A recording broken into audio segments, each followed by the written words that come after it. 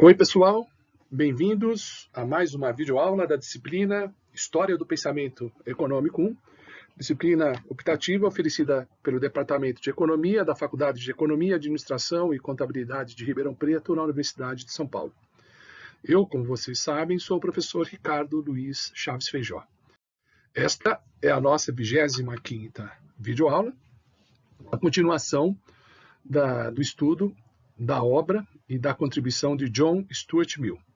Como sempre, em algum ponto da videoaula, indicaria uma questão que deve ser respondida e encaminhada no prazo de uma semana.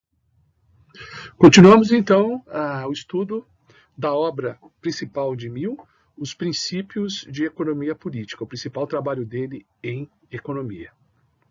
Esta obra está dividida em 5 livros, ou 5 partes. O livro 1 trata de produção, o livro 2 de distribuição, e os livros subsequentes tratam de troca, sobre o progresso da sociedade, e um livro dedicado ao governo. Mill começa no livro 1, estabelecendo a separação entre produção e distribuição. Ele diz, as leis da produção de riqueza têm um caráter de verdades físicas, são como as leis da física, da química, etc. Já a distribuição de riqueza, nas palavras de Mill, é exclusivamente uma questão de instituições humanas. Depende das leis e dos costumes da sociedade. Então, a distribuição ela não se dá regida por uma lei natural. Ela depende das instituições. Elas são relativas às instituições humanas que predominam na sociedade. Exemplos de lei de produção, que tem um caráter de lei natural, indicados por John Stuart Mill. O fato da produção ser limitada pela poupança, pelas habilidades, pela tecnologia, pelo uso de máquinas e a cooperação no trabalho. A lei da produção decrescente da terra é outro exemplo de lei natural. A lei em que o gasto improdutivo empobrece a comunidade é uma lei natural. Sobre essas leis, escreve John Stuart Mill, as opiniões ou os desejos que possam existir sobre esses diversos assuntos não governam as coisas em si mesmas. Então, esse é o lado da produção, discutido no livro 1, sujeito a leis naturais. Então, a produção ela é comandada por leis, leis certas, como as leis naturais. Portanto, no lado da produção, não podemos alterar certas características do processo. Por exemplo, não se pode alterar as propriedades últimas da matéria e da mente. Podemos apenas e devemos apenas fazer uso dessas propriedades. Já do lado da distribuição, tema do livro 2, a sistemática da distribuição, digamos assim, depende das normas. Em cada caso, temos um conjunto distinto de normas que rege a distribuição. Isso varia bastante de caso para caso. Isso não significa que um estudo objetivo da distribuição não seja possível, pois, escreve Mill, embora as normas, as instituições, variem de acordo com o tipo de sociedade, uma vez conhecida e fixada as instituições em estudo, as consequências das normas têm um caráter de leis físicas. Então, aí, no campo da distribuição, depende das instituições da norma, mas para cada tipo de instituição, pode-se estudar, tá certo? As consequências que advêm dessa instituição no que tange a distribuição. Então, a distribuição pode ser estudada como uma física, pode-se identificar leis tão certas como as leis físicas no contexto de um dado quadro institucional. É claro, para outras instituições, haveria de se identificar outras leis, tá certo? Então, não há leis absolutas no que tange a distribuição, mas para cada conjunto de instituições pode-se identificar as leis que têm o caráter de leis físicas. Vamos voltar, então, ao livro 1 sobre produção, examinar o capítulo 1. No capítulo 1, discutem-se os requisitos para a produção. Mill aponta 2 requisitos para tanto: o trabalho e a presença de objetos materiais que passam por transformação mediante a atividade humana, mediante o trabalho humano. A natureza entra com a sua parte, fornece materiais, as energias que cooperam ou substituem o trabalho humano, E também a natureza oferece outras forças, forças naturais, como a coesão dos corpos, as reações químicas, etc. No entanto, todo trabalho, em última análise, é feito por essa força da natureza. Tá? Então, quem trabalha efetivamente é a natureza. O que os homens fazem quando trabalham é colocar os objetos na posição correta, para que a própria natureza execute o trabalho. Então, a essência do trabalho humano é simplesmente movimentar coisas e deixar com que a própria natureza trabalhe. Tá?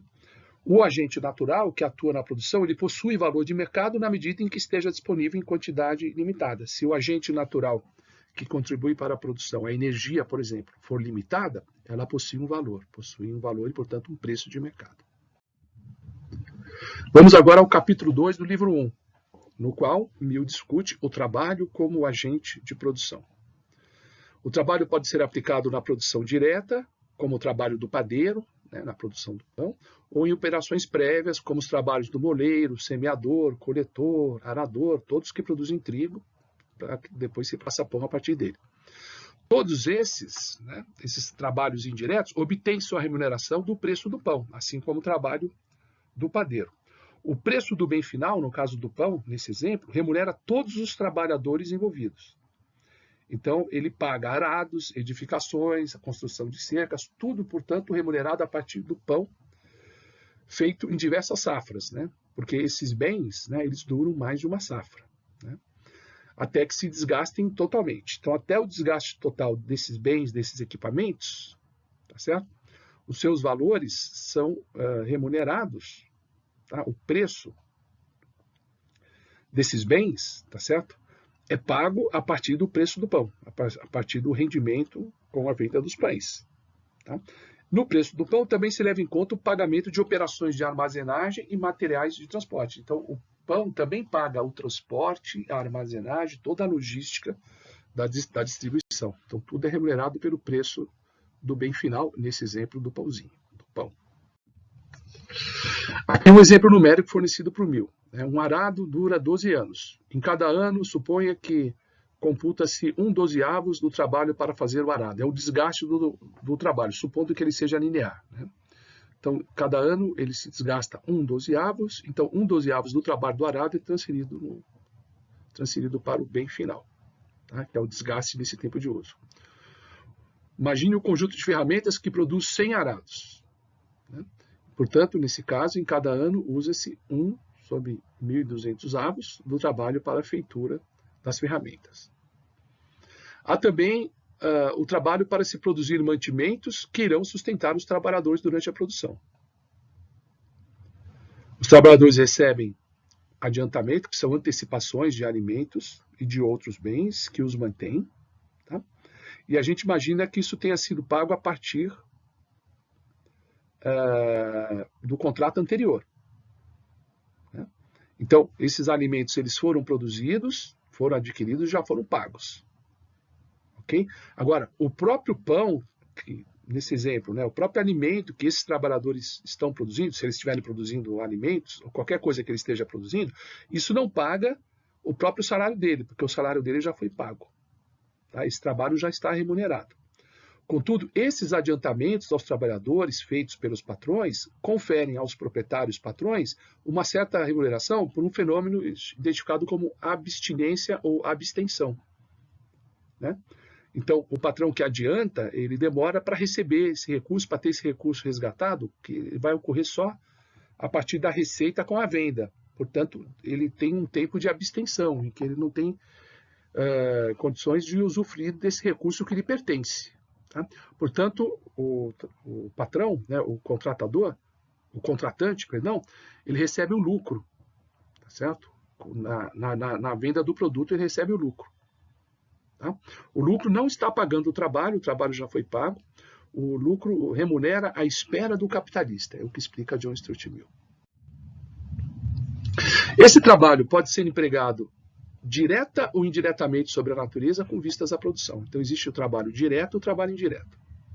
Exemplos de trabalho indireto. O Mill cita 6 exemplos de trabalhos indiretos. Trabalho na produção de matérias-primas, como alimentos, que são destruídas em um único emprego. Trabalho empregado em fazer ferramentas ou implementos para ajudar o trabalhador. O trabalho para se obter as coisas que são usadas como meios imediatos de produção e que se faz uso repetitivo. Tá? Neste caso, o trabalho de construção delas é remunerado pelo total dos produtos dos quais contribuem para a produção. Né? Então, todos esses meios de produção são remunerados pelos produtos, né, para os quais eles ajudam, eles contribuem. Tem também outro trabalho indireto, trabalho para a proteção da atividade, tais como construções para a produção, trabalho do soldado, do policial e do juiz, que são pagos com impostos. Trabalho para tornar o produto acessível, como os dos transportadores, dos construtores de meios de transporte, construtores de estradas, canais, etc. Negociantes e comerciantes, todos eles são remunerados pelo preço final, que cobre o trabalho e a abstenção. Outro exemplo de trabalho indireto, trabalho que tem por alvo seres humanos, como os de médicos e educadores. Outro, trabalho dos inventores de processos industriais, trabalho mental e manual, remunerados também pela produção. Então, existe uma ampla gama de trabalhos que podem ser considerados trabalhos indiretos e que são remunerados dessa maneira. Também são remunerados pelo preço final ou pelo preço, né, na venda do produto final ou remunerados com impostos. Conceito de trabalho improdutivo. É um conceito-chave na economia política clássica, já aparecia em Adam Smith, depois em Ricardo, etc. Mill diz que na sociedade complexa, atual, da época dele, seria difícil demarcar se o trabalho é aplicado à agricultura, às manufaturas ou ao comércio, muitas vezes servindo ele a propósitos múltiplos. Tá? Então, o trabalho pode ter aspectos agrícolas, aspectos manufatureiros, aspectos de comércio, e às vezes é difícil você classificar o trabalho como sendo simplesmente agrícola. Mas é mais fácil, de acordo com Mill, separar o trabalho nas categorias de trabalho produtivo e trabalho improdutivo. No capítulo 3 do livro 1, Mill discute o chamado trabalho improdutivo. Vejamos as definições de trabalho produtivo e improdutivo. Trabalho produtivo é aquele cujo resultado é palpável em algum objeto material, segundo Adam Smith. Outros autores, como McCulloch e Jean-Baptiste Say, associam o termo improdutivo ao trabalho que não produz coisa útil ou que é antieconômico. Então, para Mill, trabalho improdutivo é aquele que não produz um objeto material. Para autores como McCulloch e Say, trabalho improdutivo é o que não produz coisa útil. Então se percebe diferentes significados para a palavra produtivo e improdutivo. Quando se diz que o trabalho improdutivo não tem por objeto a produção, deve-se ter em conta que produção não significa necessariamente a obtenção de matéria. Tá? A produção pode estar associada à oferta de um serviço também. Tá? Então, associar trabalho improdutivo apenas a coisas que não produzem objetos materiais não está correto para John Stuart Mill. Tá? Ok? Porque há trabalhos produtivos que não produzem objetos materiais. Tá? Produzir não é a obtenção de matéria. Tá? Muitas vezes uma coisa é produtiva, mas não resulta em matéria, resulta em algum serviço, como um concerto, uma aula, uma consulta médica, etc. Até porque, mesmo nos trabalhos que aparentemente são materiais, cujo produto tem essa materialidade, não quer dizer que a própria matéria seja produto do trabalho, porque não criamos matéria. Os trabalhadores não criam matéria. Podemos fazer com que ela assuma propriedades, em virtude das quais se transforma de inútil para útil para nós. Então, o trabalho não é a criação material, é simplesmente transformar um objeto de inútil para útil. Então, o trabalho opera sobre os objetos da natureza, mudando essa característica de utilidade deles, não agregando matéria, né, ao produto. Mill conceitua trabalho produtivo não do ponto de vista da riqueza material, mas simplesmente o que cria riquezas, tá? Entendida como algo que gera utilidades, não objetos materiais, não uma coleção de objetos físicos. Tá? Mas um conjunto de resultados que geram utilidades. Que utilidades são essas? Quais são essas utilidades? Há 3 tipos de utilidades produzidas pelo emprego do trabalho, segundo Mill. Primeiro, utilidades fixas e incorporadas em objetos externos, tá? Que se apresenta na mudança do aspecto, da materialidade do objeto. Tá? Esse é o primeiro tipo. Segundo, utilidades incorporadas aos seres humanos pela educação. Tá? Então, utilidade que leva à transformação do ser humano, do estado mental, aprimoramento da inteligência dele, uma mudança qualitativa no ser humano. Terceira utilidade criada pelo trabalho. Portanto, veja, no segundo caso, o trabalho do professor, o trabalho do maestro, o trabalho do artista é um trabalho útil, porque leva à transformação na cabeça das pessoas. Né? Terceiro tipo de utilidade, portanto, associado a trabalho útil. Utilidades não incorporadas aos objetos, tais como música e apresentação teatral, que geram diretamente utilidades, ao invés de adequar uma coisa para que proporcione utilidade. Né? Então, nem todo trabalho transforma um objeto para que ele se torne mais útil. Há alguns trabalhos que simplesmente produzem utilidades, ou o prazer de ouvir uma boa música, por exemplo. Nessa categoria está incluído também a ação do Exército, é o trabalho que dá a segurança, a proteção, e o governo, que ajuda a organizar a sociedade. Mas não o trabalho dos comerciantes, que apenas muda o local do objeto. Tá? Não gera utilidade diretamente, apenas muda a posição do objeto, o que faz o comerciante. Portanto, trabalho produtivo está associado a essas utilidades. Tem essas três categorias de trabalho que produzem utilidades. Veja que não produzem necessariamente riquezas, mas as utilidades. Por exemplo, as utilidades da terceira classe não constituem riqueza, porque não são susceptíveis de serem acumuladas. Tá? Embora as capacidades adquiridas pelo homem possam ser pensadas como riqueza. O trabalho do educador, por exemplo, produz uma riqueza no sentido de capital humano. Então, a definição de trabalho produtivo para Mill é todo o trabalho que é empregado em criar utilidades permanentes, quer incorporado em seres humanos, quer em quaisquer outros objetos animados ou animados. Então, veja, o trabalho que simplesmente gera prazer, tá? Mas que não cria utilidades permanentes, não é um trabalho produtivo. Mas o trabalho de um professor, embora não produza mudança na utilidade da matéria, mas é um trabalho produtivo no sentido de criar utilidades permanentes, porque o resultado do trabalho fica incorporado nos seres humanos. Não fica incorporado nos objetos, mas nos seres humanos. Tá? Então há, nesse sentido, uma permanência do produto, não na materialidade, mas na transformação das pessoas. Tá? Então o conceito de trabalho produtivo do Mill é mais amplo do que o de Smith. Ok? Já o trabalho improdutivo, né, por exemplo, o trabalho do maestro pode ser improdutivo, se terminar no prazer imediato, né? Se não gerar uma mudança permanente na plateia. Talvez mude, né, a cabeça da plateia. A plateia está sendo educada quando ela ouve uma boa apresentação, por exemplo, de música clássica. Né?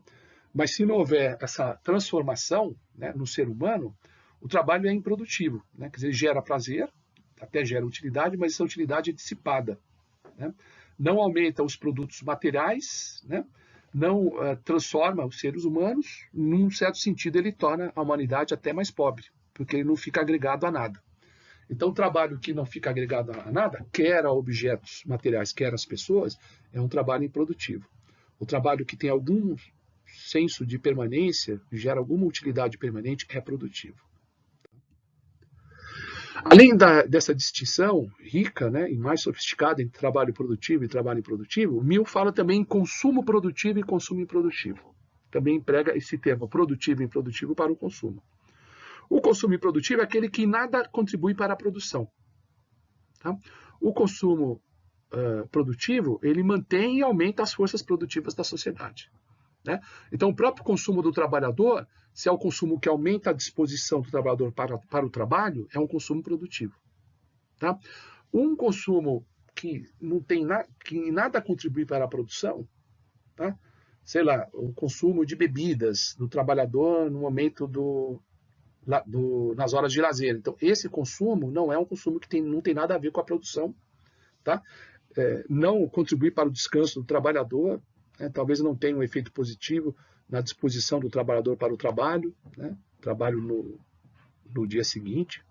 Melhor seria ele estar descansando, né, do que se entregando a consumos tais que não são produtivos, então existe o consumo improdutivo quando nada contribui para a produção. Quando contribui, o consumo é produtivo. Portanto, há trabalhos que são destinados a atender ao consumo produtivo, tá? E há trabalhos associados a consumo improdutivo. Tá? Essa é a distinção mais importante. Tá?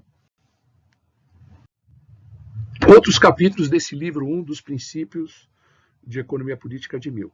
Né? Ele discute a natureza do capital, dos capítulos 4 a 6, a produtividade dos agentes de produção, nos capítulos 7 a 9, as leis que comandam o crescimento demográfico, a acumulação do capital e a produção agrícola, nos capítulos 10 a 13. Nos últimos 4 capítulos do livro 1. Neles, Mill corrige e aprimora proposições que foram feitas nesses temas por autores clássicos já vistos, né? Proposições que apareciam em Malthus e Ricardo, por exemplo. Tá? Então, vale a pena essa leitura, nós não temos tempo aqui de detalhar essa exposição. Vamos rapidamente ao livro 2 dos princípios de Mill, que trata da distribuição da riqueza. Vimos, né, que a distribuição depende das instituições. Então, discutir as leis da distribuição pressupõe antes que se situe a instituição. Mill se lança a discutir 2 instituições básicas, né? A propriedade privada, né? Uma economia de mercado com propriedade privada, e uma economia comunista, e o comunismo como sendo a outra instituição. Tá? Então vamos ver como Mill enfrenta essas 2 situações, né? Quais são as leis associadas à propriedade privada e ao comunismo. Muito bem. Mill diz lá que a instituição da propriedade privada tem características variáveis e a sua origem na sociedade não se deve a considerações de utilidade. Então, a propriedade privada ela surge por um processo histórico, como consequência não intencional da ação humana. Quem criou a propriedade privada não visava a sua utilidade, nem imaginava que essa instituição iria se consolidar, tá certo? E iria se tornar útil para a sociedade. Então, ela foi criada por acaso, não em relação à utilidade. Não foi pensada, simplesmente ela surgiu. Tá? E após apresentar a origem espontânea e natural da instituição da propriedade privada, o Mill apresenta 2 grupos de opositores ou de críticos, né, à instituição da propriedade privada, ao princípio da propriedade individual. Aí, nesse ponto, ele cita comunistas como Robert Owen, né, que assevera ser desejável a igualdade absoluta na distribuição de recursos físicos, de subsistência e de prazer. A distribuição não teria relação com a propriedade privada e nem haveria propriedade privada nesse sentido, né? Porque não haveria um critério da propriedade na distribuição do resultado da produção. E um comunista socialista como Louis Cabet, que até admite certa desigualdade entre os homens, fundamentada no princípio da justiça ou equidade geral, tá? Em que a desigualdade ela ocorre porque cada um recebe segundo as suas necessidades. Como uns necessitam mais do que outros, eles podem receber mais. Né? Então, o critério justo dessa sociedade comunista seria trabalhar conforme a capacidade de cada um e cada qual receber segundo as suas necessidades.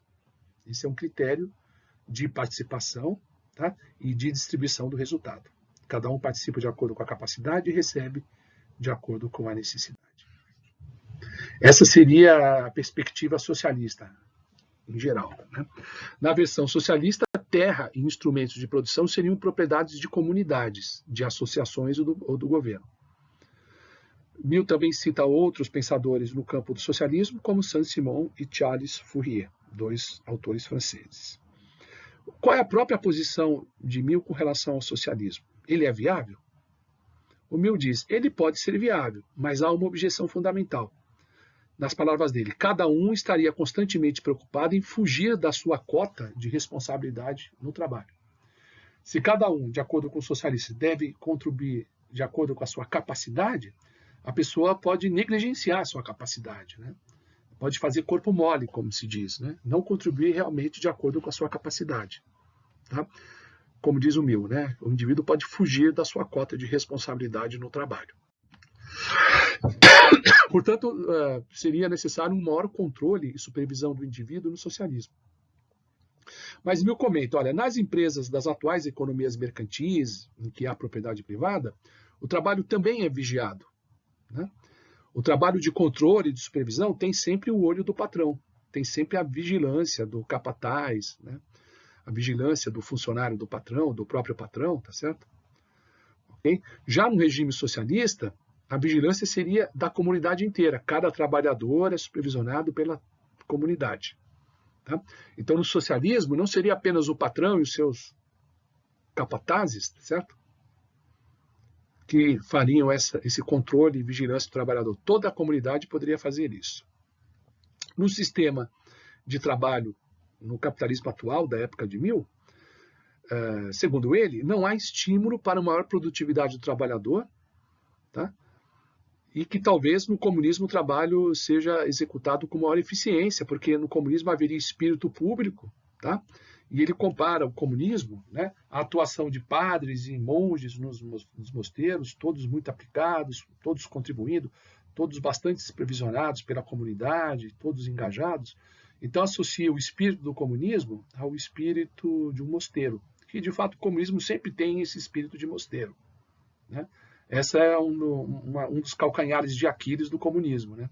Pressupor que os homens ajam de acordo com que tem o mesmo, ou que deveriam ter o mesmo comportamento de padres e monges, tá? Que não é bem assim o homem real, né?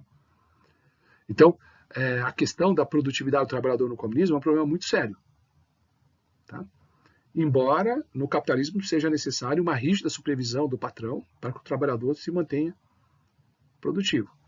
Mas talvez o olhar do patrão funcione melhor do que esse olhar difuso da comunidade, né? Esse é que é o ponto. Continua dessa discussão do socialismo, né? O comunismo, né? O Mill pergunta, o comunismo não poderia levar ao crescimento demográfico imprevidente?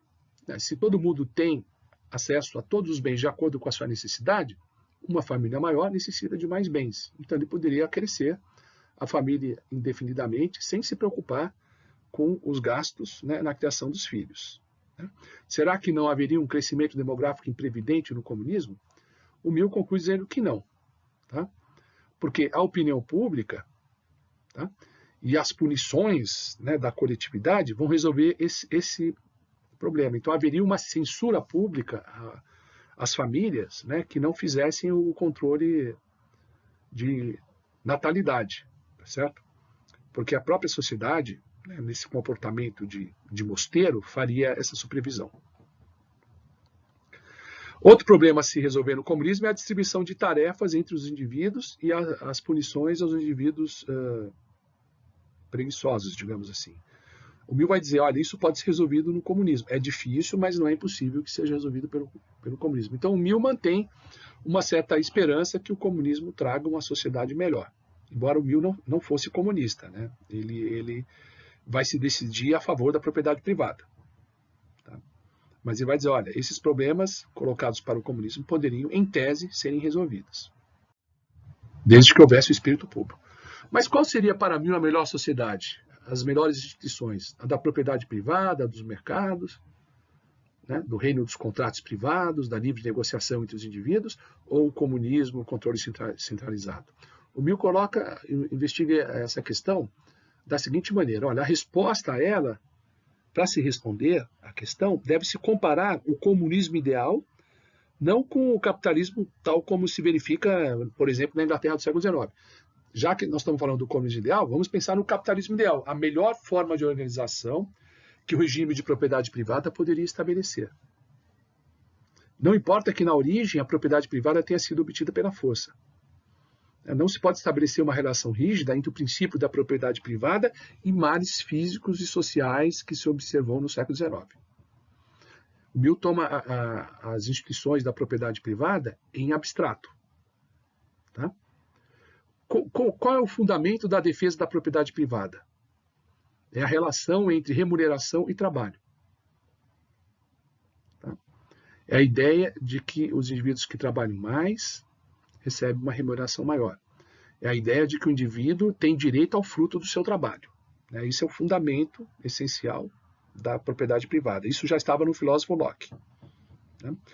Voltando a uma consideração mais geral, o Mill diz o seguinte, olha, para a realização das massas, qualquer que seja o regime, comunista ou capitalista, é necessário duas condições, tá? que elas tenham boa educação e que as famílias aprendam a fazer o controle populacional, para evitar o empobrecimento da população pelo crescimento descontrolado dela. Qual dos dois regimes, Mill se pergunta, né, se compagina com o máximo de liberdade e de espontaneidade humana? Qual regime que atua melhor na educação e no controle demográfico e, ao mesmo tempo, é compatível com a liberdade e a espontaneidade humana? Comentando o comunismo, ele diz: as restrições impostas pelo comunismo seriam liberdade em comparação com a condição atual da maioria dos seres humanos. Ele está dizendo que o patrão, no regime de propriedade privada, impõe restrições aos indivíduos muito maiores do que a que se possa imaginar que ocorreriam no comunismo. Tá? Ele diz que a restrição do comunismo seria liberdade em comparação com a condição atual das pessoas na Inglaterra do século XIX. Tá? É isso que ele pensa, ingenuamente, na verdade, porque ele está imaginando apenas o comunismo ideal. Né? E veja que quando ele fala da condição atual da maioria dos seres humanos na Inglaterra, ele está falando do capitalismo real. E, na verdade, ele tem que contrapor o comunismo ideal com o capitalismo ideal também. Tá? Vamos à questão da aula? O que é trabalho humano para Mill? O que é trabalho indireto e de que modo ele é remunerado? Dê exemplos deste tipo de trabalho. Vejamos outras considerações do livro 2. Tá? Estamos ainda no capítulo 1 do livro 2. Tá? Neste capítulo, Mill critica a opressão das mulheres. Mill propõe novas regras para a remuneração do trabalho que tornem o regime de propriedade privada mais justo. Mill demonstra nutrir grande admiração pelos sistemas filosóficos socialistas não comunistas, né, de Fourier, tá, e de Simon. Tá? Saint-Simon, o primeiro, Saint-Simon, prega a divisão desigual da produção, que cada um tenha ocupações conforme a vocação, né, suas características inatas, tá? Que as ocupações reflitam as capacidades individuais e que as remunerações sejam proporcionais à eficiência do trabalho e aos seus méritos. Tá? Aí a remuneração não seria de acordo com a necessidade, mas de acordo com a contribuição, né? O empenho no trabalho e o mérito. É diferente do princípio das necessidades. Né? A distribuição pelas necessidades. Aqui a distribuição, né? Em Saint-Simon, a distribuição é pelo esforço e pelo mérito. E é necessário que os indivíduos se ocupem daquilo que eles tenham mais vocação e capacidade. O Fourier, ele não suprime a propriedade privada e a herança, mas defende a organização do trabalho por associações e a distribuição do resultado com base nos talentos, na capacidade de trabalho e na dotação de capital. Então ele é semi-capitalista, digamos assim.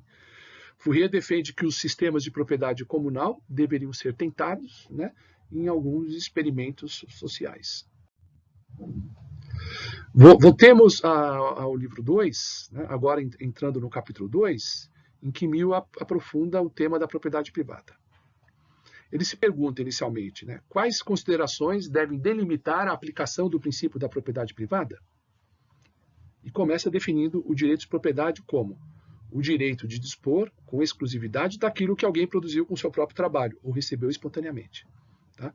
É o direito do trabalho e o direito daquilo que é recebido, dos pais ou qualquer esquema de doação. Se for uma doação em que ele recebe espontaneamente, né, a doação ocorreu espontaneamente por parte do doador, né, o beneficiário tem o direito, né, a usufruir do bem a ele transferido. E também aquilo que ele obtém com seu próprio trabalho. Ok? Sobre a propriedade privada, Mill comenta ainda nesse capítulo 2. Os proprietários dos fundos de capitais, capitais financeiros, capitais de empréstimo, né, que representam o trabalho acumulado anterior, devem ser recompensados pelo trabalho anterior e pela abstinência. Então, os proprietários dos fundos de capitais devem receber lucro, ou juros, no caso de operações puramente financeiras. Outro tema que ele discute nesse capítulo, o direito de herança. Né? O direito de herança é o exercício da vontade de dispor de um bem privado ao bel prazer do proprietário. Se como o proprietário pode consumir o bem da maneira que ele desejar, ele pode transferir esse bem de acordo com a sua vontade. Tá? Há os proprietários legais, okay? Cujo direito de propriedade é estabelecido, registrado em cartórios, etc. E também há posse que não é contestada dentro de um número de anos, tá?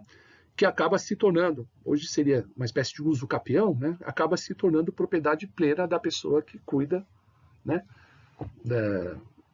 Do recurso, né? Do terreno, né? Da instalação. Né? Se o proprietário, ninguém reclama, né? A propriedade, né? O posseiro pode se tornar proprietário pleno. Tá? Nas leis que defendem a propriedade privada, já está também o direito de transferência na forma de doação testamentária. Tá?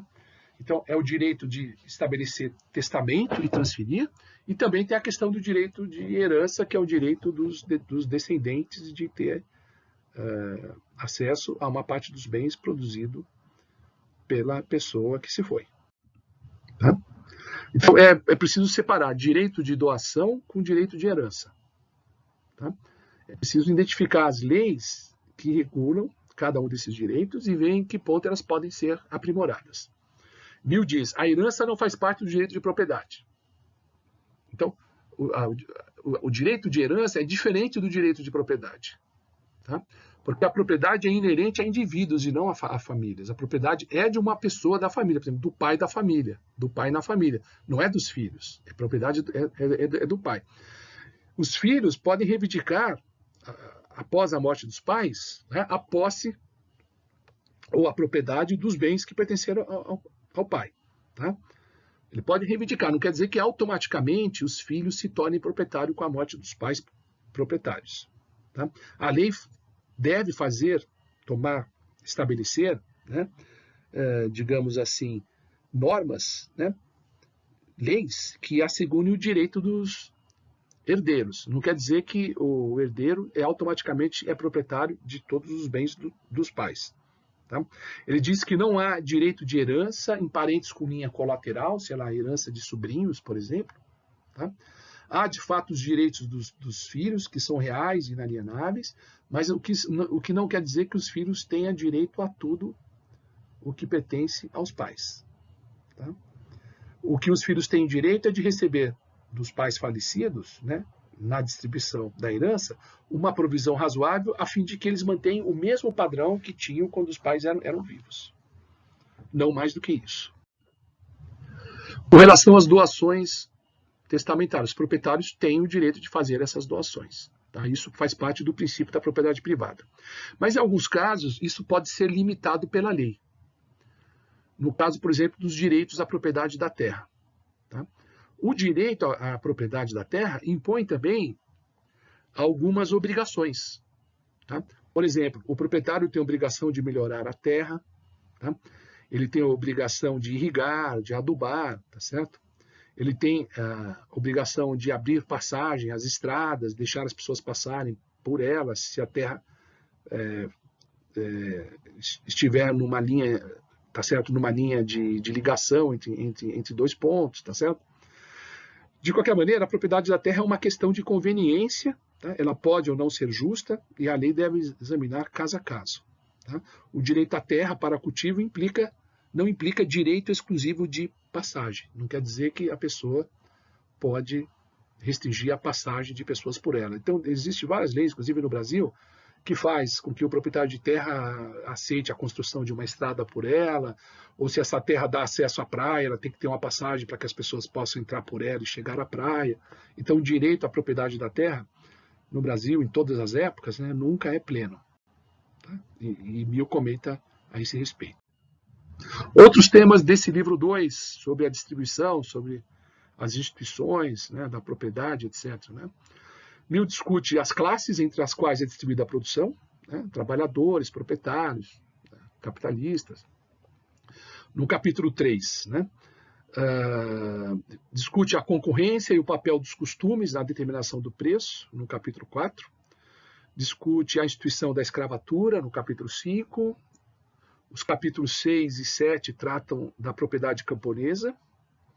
Os capítulos 9 e 10 dos sistemas de associações na posse da terra rural, o chamado cisteiro meeiro, né, e a posse coutier. Tá? Isso aparece nos 2 últimos capítulos do livro 2. Não, perdão, no capítulo 9 e 10, ainda tem capítulo. Tem o capítulo 11, inclusive é um capítulo bastante interessante do livro 2, intitulado Os Salários, onde Mill lança os fundamentos da famosa teoria do fundo de salários e a hipótese de trabalho homogêneo. Os clássicos tinham duas teorias de salário, a teoria do salário de subsistência, que nós já vimos, que aparece em Ricardo, e o Mill introduz outra explicação dos salários, que é a teoria do fundo de salários. E ele começa trabalhando com a hipótese de trabalho homogêneo, depois ele vê as diferenças de trabalho. Tá? Sobre o que determina os salários, usando a teoria do fundo de salários, ele afirma, vamos ler agora uma longa passagem. Os salários dependem, sobretudo, da produção e da oferta de mão de obra, ou então, como se diz com frequência, da proporção existente entre a população e o capital. Por população, entende-se aqui somente o número de trabalhadores, ou melhor, daqueles que trabalham como assalariados, e por capital, somente o capital circulante, e nem sequer este em sua totalidade, senão apenas a parte gasta no pagamento direto da mão de obra. A isso, porém, deve-se acrescentar todos os fundos que, sem serem capital, são pagos em troca de trabalho, tais como os vencimentos de soldados, criados domésticos e todos os outros trabalhadores improdutivos. Infelizmente, não há maneira de expressar com um único termo comum o conjunto daquilo que se tem denominado o fundo salarial de um país. Já que os salários da mão de obra produtiva constituem quase a totalidade desse fundo, costuma-se passar por cima da parte menor e menos importante e dizer que os salários dependem da população e do capital. Será conveniente empregar essa expressão, mas lembrando-se de considerá-la como elíptica e não uma afirmação literal da verdade integral. Ressalvadas essas limitações inerentes aos termos, os salários não somente dependem do montante relativo do capital e da produção, senão que, sob o domínio da concorrência, não podem ser afetados por nenhuma outra coisa. Os salários, naturalmente no sentido de taxa geral de salário, não podem aumentar, a não ser em razão de um aumento do conjunto de fundos empregados para contratar trabalhadores ou em razão de uma diminuição do número daqueles que competem por emprego. Tampouco podem baixar, a não ser porque diminuem os fundos destinados a pagar mão de obra ou porque aumenta o número de trabalhadores a serem pagos. Então, nessa passagem, Mill explicita os fundamentos da sua teoria do fundo de salários, né, que haveria um fundo, tá certo? Que é repartido entre os trabalhadores, o fundo que é determinado pela decisão dos capitalistas no começo de cada período, e não tem como o salário médio fugir dessa regra, né, da divisão do fundo pelo número de trabalhadores.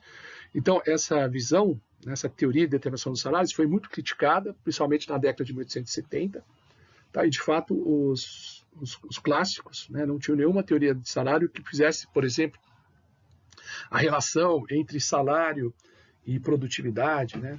O próprio Marx não conseguiu avançar muito em oferecer uma teoria de salários suficientemente esclarecedora e que avançasse em relação aos demais clássicos. Né? Nesse mesmo capítulo, Mill prossegue criticando opiniões aceitas na época sobre o que determina os salários. Diz que os salários não dependem da situação dos negócios, dos preços elevados e não variam com os preços dos alimentos. Então, o salário real não está relacionado com o preço dos itens da cesta básica.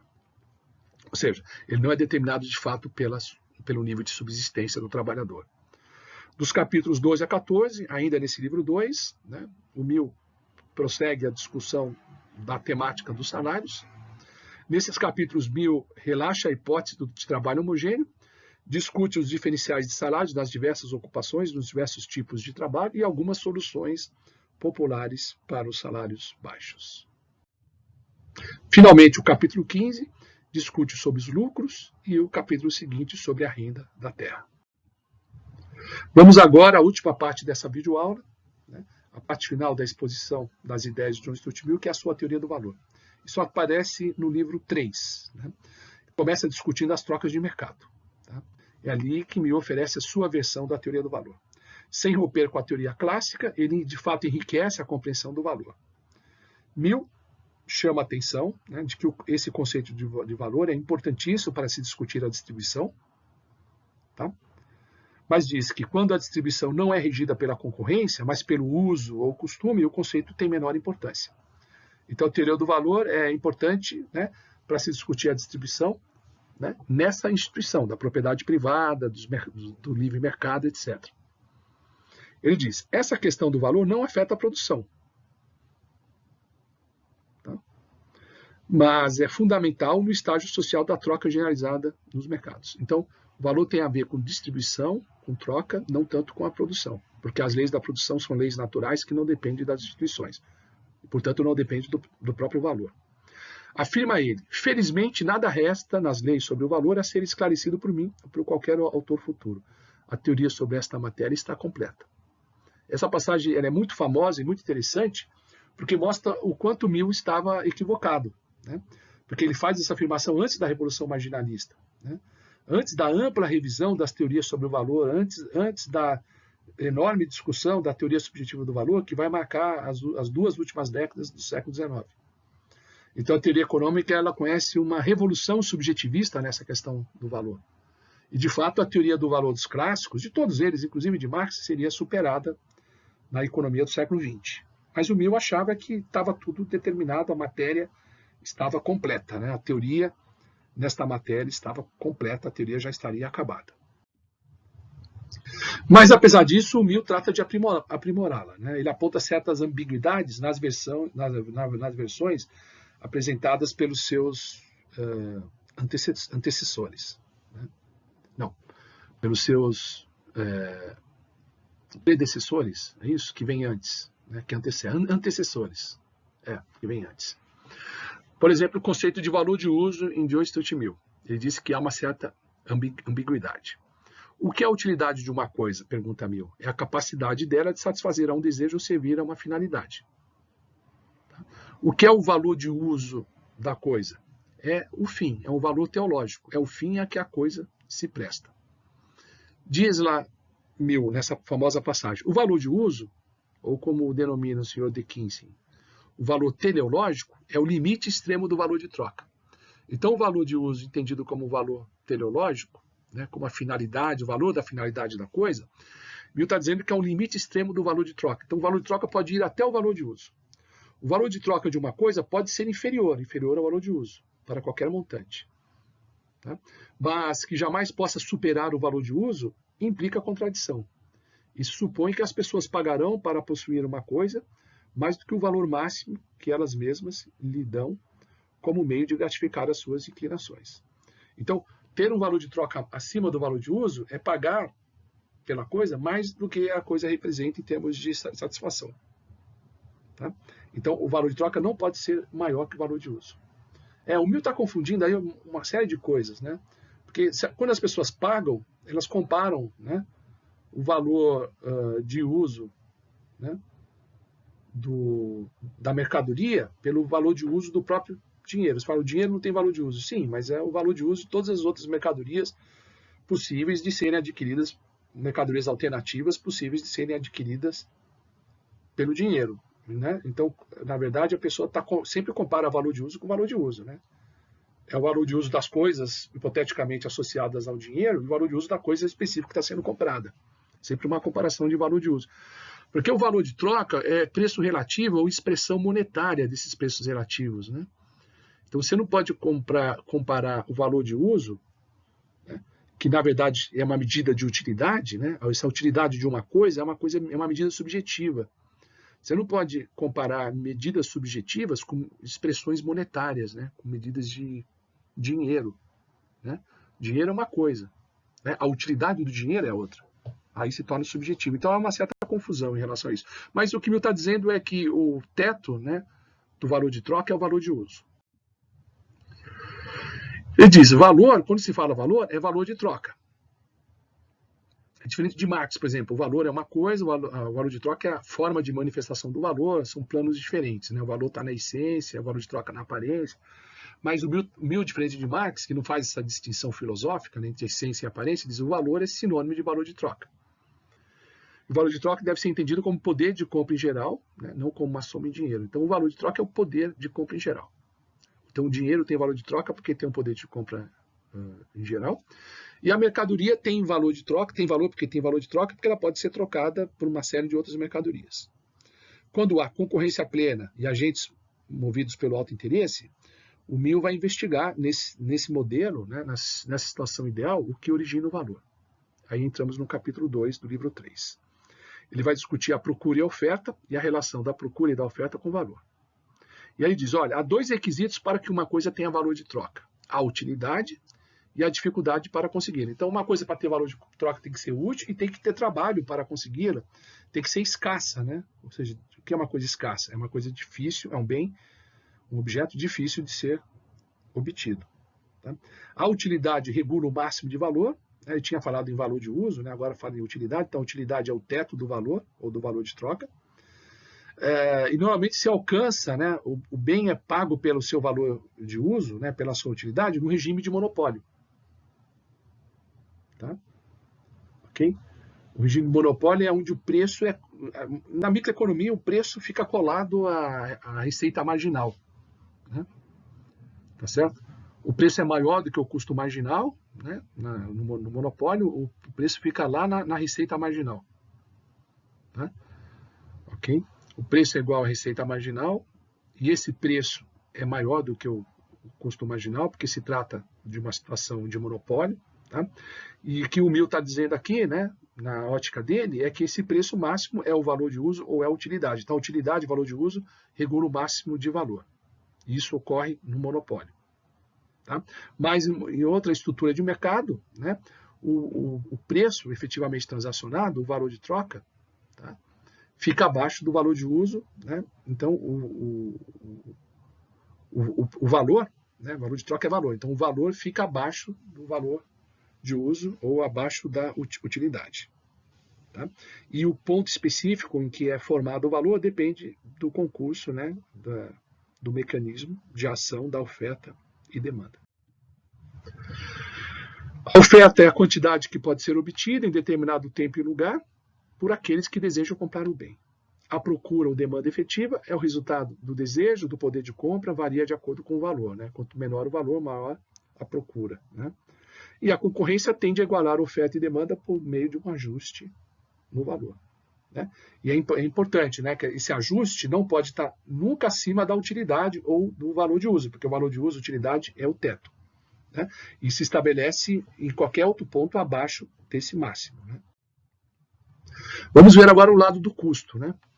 Então, o mercado regula o valor. Qual é o papel dos custos de produção? Aí ele vai tratar desse aspecto do custo de produção no capítulo seguinte do livro 3, que é o capítulo 3. Nele, Mill afirma, qualquer mercadoria para ser produzida deve ter um valor que cubra os custos de produção. O valor deve sempre cobrir os custos de produção. Tá?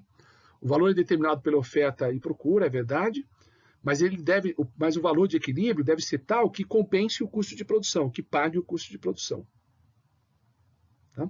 Se ele não compensar o custo de produção, se ele não assegurar pelo menos um lucro normal, a mercadoria deixa de ser produzida. Quando eu falo em custo, inclui o lucro também do produtor.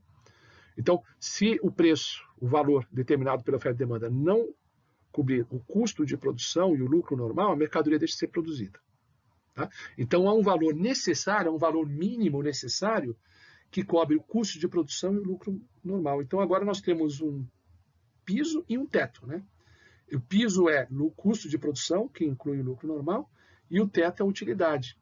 Então, eu posso dizer que o valor é determinado no mercado pela oferta e demanda, indo do piso ao teto, né? Indo do custo de produção mais lucro ao teto, que é valor de uso, utilidade. Então, o valor nunca estará permanentemente acima ou abaixo do valor necessário, já que se supõe que a oferta de capital e de mão de obra flui entre mercados, equilibrando os valores em direção aos valores necessários. Ele não pode ficar abaixo desse custo, desse valor que remunera custo e lucro. Porque se ele estiver abaixo, o que acontece? Os capitais deixam de serem aplicados nesse setor, nesse mercado. Né? E os capitais, ao deixarem de serem ofertados nesse mercado, o produto se torna mais escasso, você tem um deslocamento da curva de oferta que conduz o valor para cima, até que o valor fique acima desse valor necessário. Tá certo? Por que ele não pode permanecer uma vez acima? Por que ele não pode permanecer permanentemente acima? Porque se ele estiver acima, ele estará proporcionando taxas de lucros maiores, o que vai atrair capital, produzir um deslocamento da curva de oferta e conduzir novamente para o valor necessário. Né? Então, esse equilíbrio de oferta e demanda fica sempre em termos do valor, no ponto do valor necessário, que é abaixo do valor de uso, que é abaixo da utilidade. Então, a hipótese de equalização das expectativas de lucro em diferentes ocupações faz com que as coisas sejam trocadas à razão de seu custo de produção, ou seja, o valor se estabeleça no nível do valor necessário. Na hipótese de lucros iguais em diferentes mercados, o valor necessário iguala-se ao valor natural dado pelos custos de produção. Então, ele volta à explicação clássica tradicional de que o valor é determinado pelos custos de produção, mas tentando incorporar, de alguma maneira, a utilidade, o valor de uso, que aí aparece como um teto de possibilidades, e o mercado, né, no seu mecanismo, né, que estabelece preços possíveis, né, entre o piso e o teto, mas cuja pressão, né, dos capitais fluindo em diferentes setores acaba trazendo isso, sempre fica colado no piso, né, fica sempre igual ao custo de produção e ao pagamento dos lucros normais, tá certo? Que determina, portanto, uma teoria em que o valor é colado nos custos de produção, mas após os ajustes de mercado. Não é simplesmente definido, né? O valor é o trabalho incorporado, o valor é o custo desse trabalho. Não, ele não define. Dado o mecanismo de mercado e dado o processo de arbitragem entre mercados, o valor é estabelecido nos custos de produção. Tá? Ele não incluiu a renda da terra nessa equação. A renda da terra não faz parte dos custos de produção que determinam o valor. Ele discute o tema da renda da terra no capítulo 5, né, do livro 3, que nós estamos vendo, e nos capítulos restantes desse livro, Mill discute questões de crédito e temas de comércio internacional. Vejamos os outros dois livros que compõem a obra Os Princípios de Economia Política, de John Stuart Mill. O livro 4 examina os impactos sobre valores, salários, lucros e renda da terra do crescimento da economia, mostrando a tendência dos lucros em direção ao mínimo e lançando a famosa hipótese de estado estacionário. Como Ricardo, Mill também tem uma teoria da queda tendencial das taxas de lucro, que vai ser retomada por Marx também, num outro contexto. Tá? No entanto, o estado estacionário a que a economia chega não é um estado de miséria, é um estado de bem-estar. Seria uma espécie de Japão das últimas 3 décadas. Né? É um país rico, mas numa situação de estado estacionário. Ou talvez ele esteja antecipando a moderna teoria de crescimento econômico, que é ensinada em curso de desenvolvimento econômico, ou de crescimento econômico, que fala no tal de steady state, né? Que é a condição de equilíbrio das variáveis, que está desde o modelo de Doma, tá certo? Até os modelos mais avançados de crescimento econômico. O livro 5, né, conclui a obra e trata de temas de tributação que nós não vamos comentar nesta videoaula. Ficamos por aqui, portanto. Obrigado.